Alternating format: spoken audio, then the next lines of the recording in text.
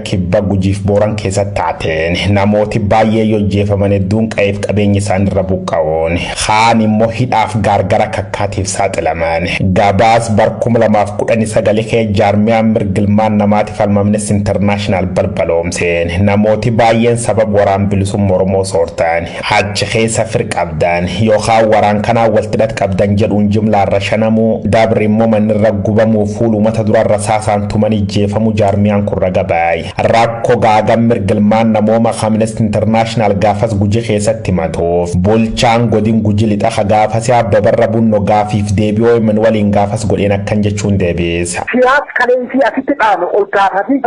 wanna hojjetanii hojjetan malee godina kiyya keessa wanna akkasiiti abbabarra maqballeessi jettan waan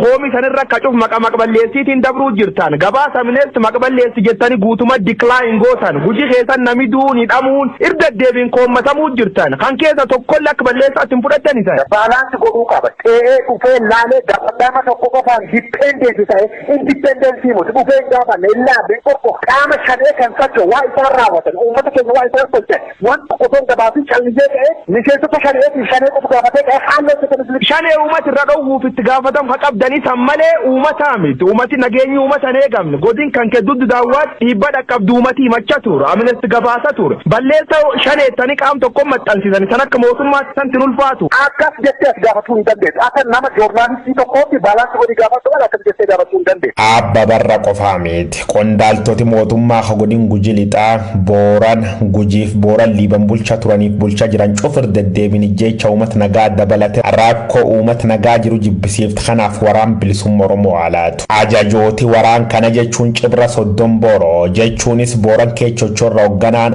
liiban gurraachaa cibra oda adoolais guji kee garmaamuuf jimaree baay'ee deddeebinimat mootummaa kan jabeessanii mormachaa turan namoota nagaa sabab ijjeefnuuf tokkollee hin qabnu yeroo cuf deebi warraati narmaan durale namootni akkanumatti nami booranii ijjeefamuu dhageenyee warsun keessa hagarii am qottobbifa